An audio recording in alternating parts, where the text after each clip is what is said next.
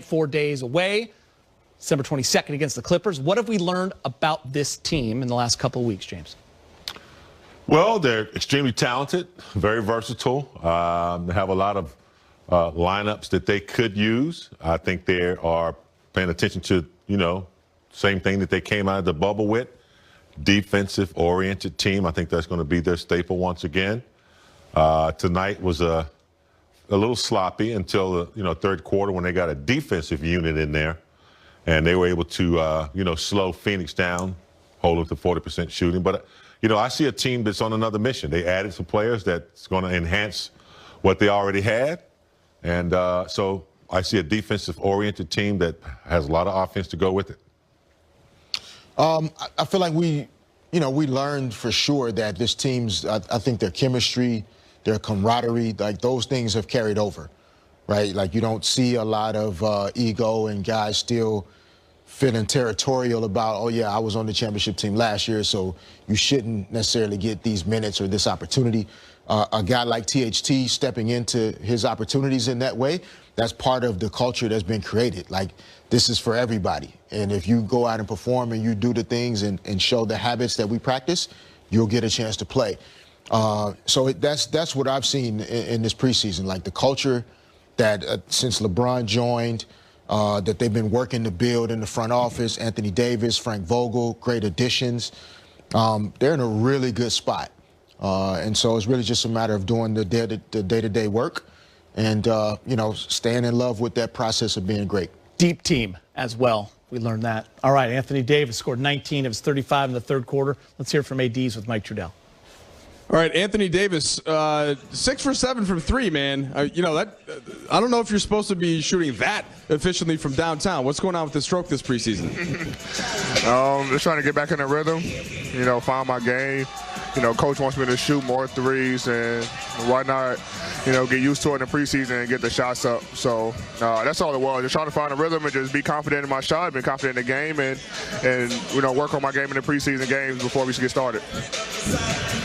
First half reminded me, AD, of early in the bubble when you guys were mostly thinking about trying to stay healthy, but those competitive juices seem to come out. The defense picks up a level in the third quarter. Is that what happened to turn things around, even though it was a preseason game? Yeah, I mean, anytime we go out there and play, we want to work on good habits, work on our game, and the thing that we can do is control how we play on defense. And Coach got us on about our defensive intensity at half, and we closed the first quarter and the second quarter pretty good.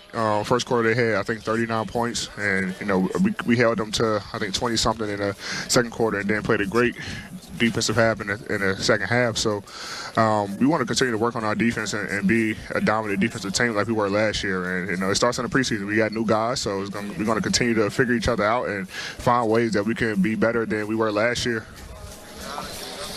Yeah, you mentioned the defense last year. That was a big thing that carried you to the championship. How different is this team? And I know it's tricky to judge after the preseason games, AD, yeah. But how are you feeling about the way things are coming together heading into the opener?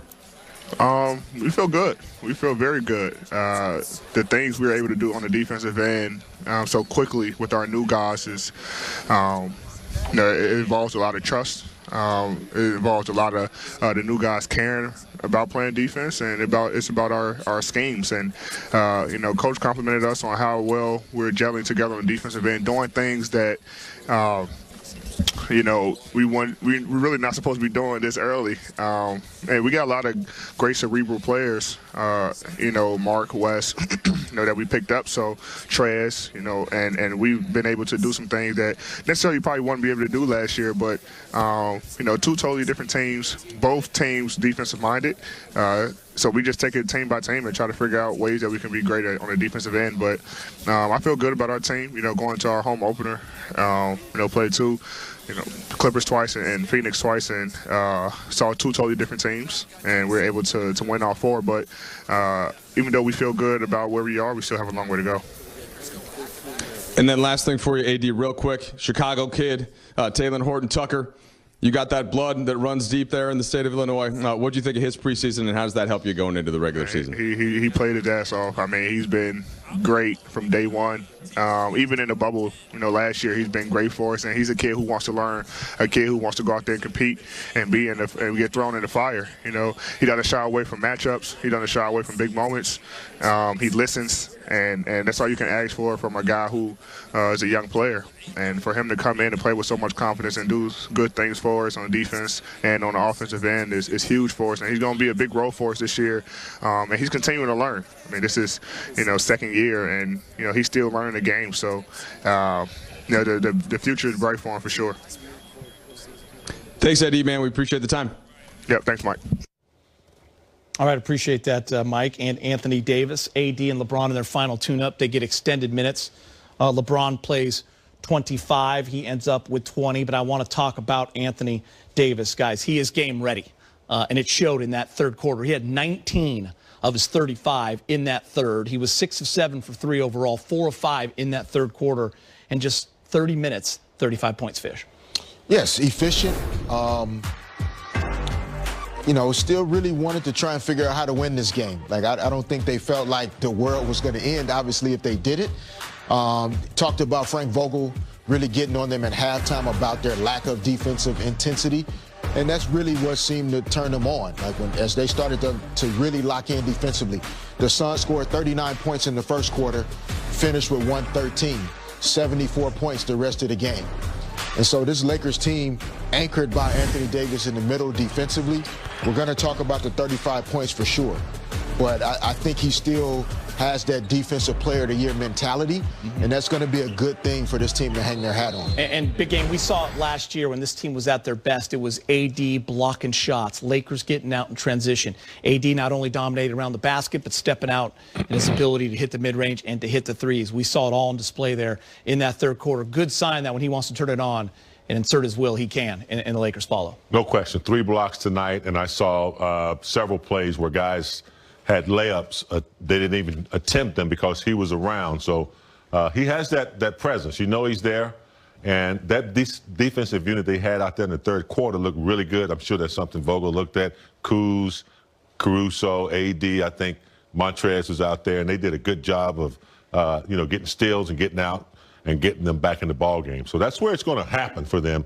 Their defense, obviously always dictates what they do on the other end. All right, let's get to the highlights. We'll get you out to Phoenix. Spurt there to get to within 13. They were down 20 or so and not really playing that well on the defensive end, giving up to 69 points. 69-56. Time now to check in with the Access Sportsnet studio. It's time for their Drug in the Box halftime report. Lakers a little sloppy in their final preseason game. James, 10 turnovers for 16 points for the Suns. Yeah, not what you want, but, it is the last game of the preseason. Phoenix Suns have a bunch of eager young players trying to audition. Getting to 13 was good, though. We'll see what happens in the third. Yeah, they didn't feel like playing, basically, when the game started. And 20 seconds. They got into it as the game went on a little bit more, so we'll see if they can come back in the third quarter and get it cracking. Speaking facts tonight, aren't you? Yes. Jack in the Box halftime report starts right after this.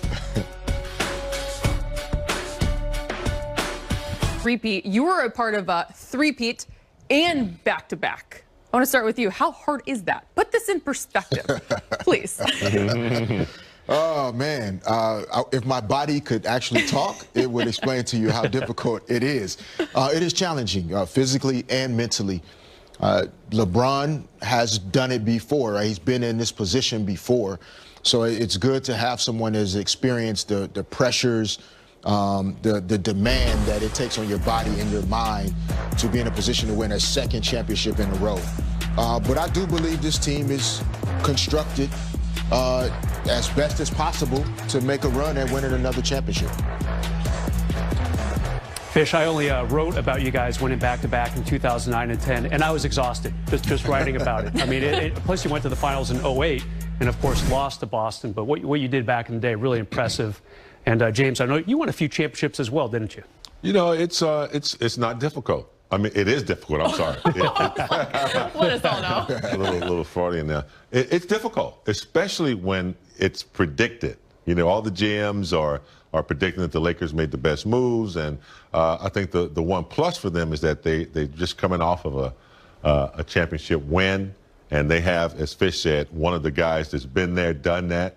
AD is bought in completely. And you have guys like Marc Gasol who's won. And he wants to get one. And you have some, some players who are hungry and want to win. So, yeah, I think they're favored. It continues to just show, too, the work that the front office put in during this short offseason to not just be complacent and understand what they needed to have all the necessary tools to repeat because of how tough you guys say it is. For sure. I think we've all learned how quick that window closes in sports now. It is difficult to sustain the level of excellence it takes to win 2, 3, 4, 5 championships in a 6 or 7 year period. And so the Lakers are striking now while they have LeBron James, while they have Anthony Davis, et cetera. But this is a different time also. With one of the most challenging aspects from my perspective is all of the fanfare and your family and the celebratory aspect of you guys are the champions. Everybody's telling you how good you are. And just due to the world we're living in right now, they're not experiencing that as much, right? A little bit of that is kind of taken away. We're all in a much more just humble, real place. And I think that could help them to just keep focused on the work part of this and not walking around town, because we can't walk around town, right? Acting like I'm the man. Just focusing on playing basketball, my family, and staying healthy. Speaking of the current player, as we know, who has done it, as you mentioned, LeBron James has been a part of a repeat before, and he said it's the hardest part about winning this title last season is that his teammates don't get to fully experience what it's like to be a champion. But when you look at these numbers for LeBron, he leads in a couple of individual categories: best small forward, best passer, second in opposing coaches making adjustments because of him. Number 1, take a guess. James Harden. But year 18.